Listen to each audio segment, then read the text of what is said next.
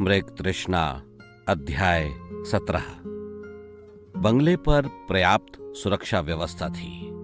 पहले के खौफनाक अनुभवों के चलते महत्वपूर्ण स्थानों पर सुरक्षा व्यवस्था अत्यंत मजबूत प्रतीत हो रही थी।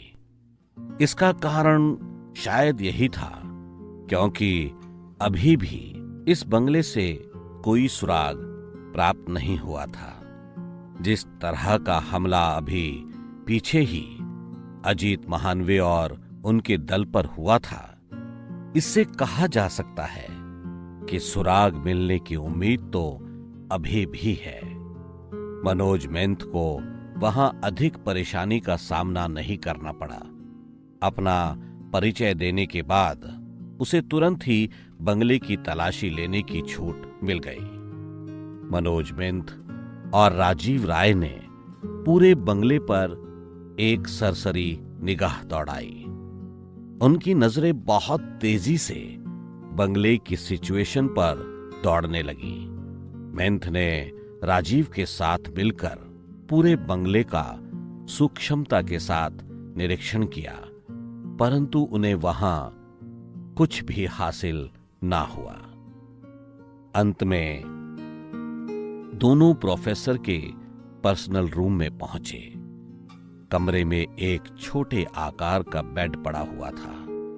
एक कुर्सी थी जो कि एक स्लैब के पास रखी हुई थी।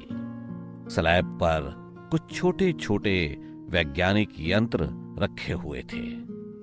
स्लैब के बाईं तरफ एक कंप्यूटर रखा हुआ था जो चालू हालत में था। दोनों काफी देर तक अपने तरीके से प्रोफेसर के पर्सनल रूम की तलाशी लेते रहे, लेकिन उन्हें सफलता नहीं मिली। गुरु, जब प्रोफेसर ने इतने ही महत्वपूर्ण मेडिसिन का आविष्कार किया है तो उसके फॉर्मूले छिपाने के लिए कोई नया नायाब तरीका तो खोजा ही होगा, राजीव राय ने कहा। राजीव, एक बात तो निश्चित है कि पूरे बंगले में कहीं भी कोई वस्तु ऐसी नहीं है जो हमारे काम आ सके। अब केवल एक संभावना बचती है कि शायद प्रोफेसर ने अपने फॉर्मूले किसी फॉर्म में अपने इस कंप्यूटर में छिपा रखे हों, मसलन कोई वेबसाइट आदि। पर गुरु, हमसे पहले भी इस कंप्यूटर को पूरी तरह से खंगाला गया है।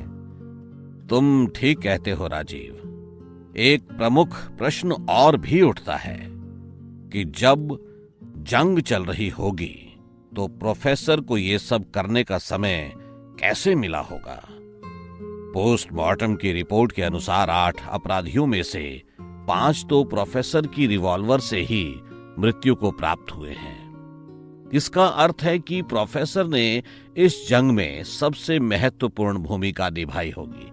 गुरु, बात तो ये सोचने वाली है, राजीव राय ने गंभीरता पूर्वक कहा।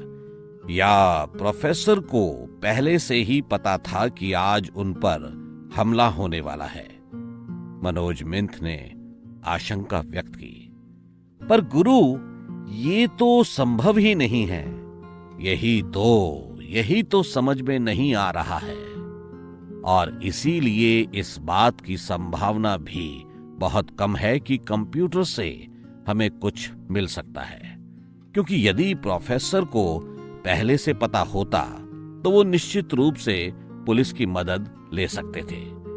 बिल्कुल ठीक गुरु, लेकिन चेले, जितनी भी संभावनाएं बनती हैं वो सभी यहीं से बनती हैं। इसलिए जब तक हम घटना की तह तक ना पहुंच जाएं, तब तक इस रूम की देखभाल अत्यंत आवश्यक है।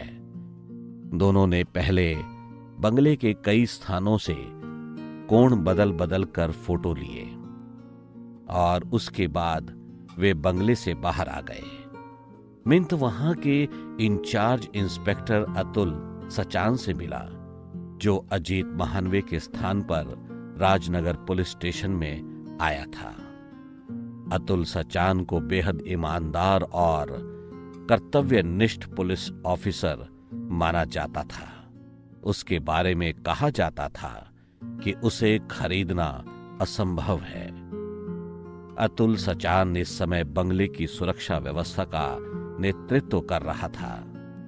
मनोज बेंथ ने उसे बताया कि पूरे बंगले में फॉर्मूलों से संबंधित कुछ नहीं है, लेकिन प्रोफेसर का पर्सनल रूम अभी भी हमारे लिए महत्वपूर्ण है। तुम चाहो तो पूरे बंगले की सुरक्षा व्यवस्था में कटौती कर सकते हो, लेकिन प्रोफेसर के पर्सनल रूम की सुरक्षा व्यवस्था में कोई भी असावधानी या लापरवाही नहीं होनी चाहिए।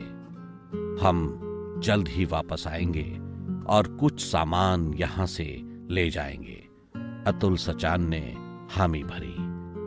अध्याय 17 समाप्त होता है।